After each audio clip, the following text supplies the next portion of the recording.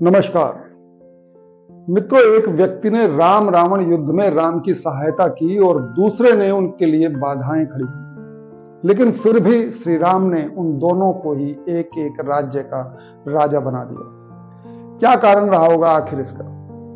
विभीषण और मकरध्वज राम कथा के दो ऐसे पात्र हैं जिनमें कई समानताएं हैं। उसके बावजूद विभीषण का जिक्र तो आम बातचीत में आता रहता है, लेकिन मकरध्वज के विषय में बहुत कम लोग जानते हैं। पहली समानता तो इन दोनों की यह है कि दोनों ने परिवार से ऊपर उठकर अपने धर्म यानी कर्तव्य को चुना था। विभीषण ने अपने भाई रावण का साथ न देकर श्री राम का साथ दिया था, जबकि मकरध्वज ने अपने पिता श्री हनुमान का साथ न देकर अपने मालिक अहिरावण के प्रति अपने कर्तव्य को चुना था और अपने पिता से अहिरावण के समर्थन में युद्ध किया था। दूसरी समानता यह थी विभीषण और मकरध्वज की कि दोनों को ही श्री राम प्रभु ने क्रमशः लंका और पाताल लोक के राजा घोषित किए। अब सवाल यह आता है कि चलो, विभीषण को तो श्री राम ने लंका का राज्य इसलिए सौंपा क्योंकि विभीषण ने उनका युद्ध में साथ दिया था और रावण वध में उनका एक अहम रोल था, जिसके कारण उन्हें घर का भेदी की संज्ञा भी मिली हुई है आज तक। लेकिन मकरध्वज ने तो श्री राम का साथ भी नहीं दिया, उल्टे हनुमान जी से अहिरावण के पक्ष में युद्ध लड़ा, जबकि अहिरावण राम और लक्ष्मण का अपहरण करके पाताल लोक में लाया था और देवी को उनकी बलि देने वाला था।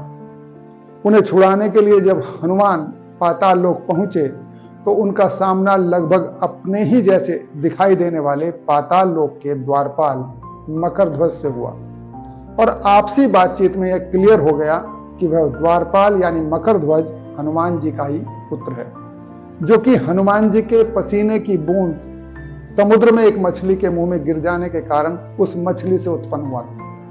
यानी एक ने राम के समर्थन में युद्ध किया और दूसरे ने राम के विरुद्ध युद्ध किया। फिर भी राम ने दोनों के साथ एक समान व्यवहार किया, दोनों को ही राजा बनाया। एक को रावण के स्थान पर लंका का राजा बनाया तो दूसरे को अहिरावण के स्थान पर पाताल लोक का। राम ने ऐसा क्यों किया, ये जानने के लिए हमें रामलीला से जरा बाहर आना होगा। मित्रों, संसार में तरह तरह के वाद प्रचलन में है, जैसे व्यक्तिवाद, परिवारवाद, जातिवाद, क्षेत्रवाद, राष्ट्रवाद और अंत में मानवतावाद। व्यक्तिवाद में मनुष्य सिर्फ अपना हित देख पाता है। यह एक प्रकार से पशुता के स्तर का सूचक है। पशु भी सिर्फ अपने विषय में सोचने में समर्थ होता है और व्यक्तिवादी इंसान भी इससे ऊपर नहीं उभर पाता। इसके बाद आता है परिवारवाद। यह भी अनेक पशुओं में भी पाया जाता है, यानी लगभग पशुता के इर्द गिर्द ही है, बस उन जीवों से जरा ऊपर का है जो अपने को जिंदा रखने के लिए अपने ही बच्चों तक को खा जाते हैं। जातिवाद और क्षेत्रवाद भी दोनों ऐसे ही विचार हैं जो एक जाति और दूसरी जाति में या फिर एक क्षेत्र और दूसरे क्षेत्र में भेद पैदा करते हैं। अपनी जाति के या अपने क्षेत्र के पक्ष में खड़े रहने वालों के मन के केंद्र में मनुष्यता नहीं बल्कि वह स्वयं होते हैं। जाति या क्षेत्र की वकालत वह करते ही इसलिए हैं ताकि वह स्वयं सुरक्षित रह सकें, बाकियों का चाहे कुछ भी होता रहे। विभीषण और मकरध्वज दोनों ही इन सब पशुता के इर्द गिर्द घूमने वाले वादों से ऊपर के स्तर के थे। दोनों ही ना तो व्यक्तिवादी थे और ना ही परिवारवादी। जातिवाद या क्षेत्रवाद की सीमाओं से वे दोनों ही ऊपर उठ चुके थे।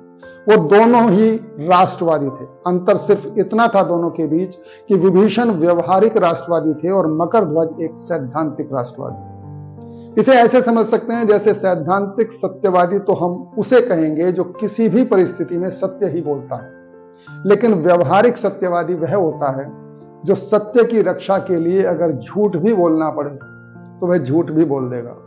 यानी किसी निर्दोष के प्राण अगर झूठ बोलने से बचते हैं तो वह झूठ भी बोल देगा, जबकि सैद्धांतिक सत्यवादी ऐसे में भी सच ही बोलेगा। किसी के प्राण बचते हों तो बचें और जाते हों तो जाएं। व्यवहारिक राष्ट्रवाद ही हमें मानवतावाद यानी वसुधैव कुटुंबकम की भावनाओं की ओर प्रेरित करता है। जब हम जान लेते हैं कि पड़ोसी मुल्क भी अगर परेशान है तो वह हमारे लिए परेशानी ही पैदा करेगा, अतः उसके भी भले की ही कामना करनी चाहिए। इस विचार से निकलता है मानवतावाद, जो कि न सिर्फ पूरी मनुष्य जाति के भले का विचार है बल्कि वह हर प्राणी के संरक्षण की बात करता है। प्रभु राम तो भाव देखते हैं। विरोधी के भी अगर विचार अच्छे हैं तो वह उसे भी अपना आशीर्वाद ही देते हैं। उन्होंने मकरध्वज को भी पाताल लोक का राजा बनाया, क्योंकि मकरध्वज यह तो स्वीकार कर रहा था कि उचित तो राम का ही पक्ष है, लेकिन अहिरावण का द्वारपाल होने के कारण उसकी विवशता थी कि वह किसी को पाताल लोक के अंदर प्रवेश न करने दे। यह उसका कर्तव्य यानी धर्म था। मित्रों, व्यक्तिवाद का ही दूसरा रूप है संप्रदायवाद, जहां आदमी अंधों जैसा आचरण करने पर विवश हो जाता है। फिलहाल की परिस्थितियों में अगर हम देखें तो इस बात को सब जानते हैं कि हमास एक आतंकवादी संगठन है और उसने 7 अक्टूबर को किस तरह इजरायली बच्चों और महिलाओं के साथ बर्बरता की थी। लेकिन क्योंकि वह अपने संप्रदाय के हैं, सिर्फ इसलिए विश्व के अधिकांश मुस्लिम देश आज उन आतंकवादियों के समर्थन में खड़े दिखाई दे रहे हैं। और विश्व भर में फैले मानवतावादी लोग सिर्फ इसलिए चुप हैं क्योंकि रक्त तो उन्हें दोनों ओर ही निर्दोषों का बहता दिखाई दे रहा है। बच्चे और महिलाएं तो अब फिलिस्तीन में भी बेमौत ही मारे जा रहे हैं, और इसलिए ही वे हमास समर्थकों की तरह हल्ला काटते नहीं दिखाई देते इजराइल के समर्थन में, क्योंकि कत्लेआम उनकी व्यक्तिगत पसंद नहीं है। वह बात अलग है कि आतंक को मिटाना है तो कुछ कड़े कदम तो लेने ही होंगे, भले ही वह पीड़ादायक भी प्रतीत होते हैं, और भले ही फिर लोग हमें गालियां ही क्यों ना दें, जैसे लोग आज तक विभीषण को देते आ रहे हैं एक सही काम करने के बावजूद भी। आज इतना ही। नमस्कार।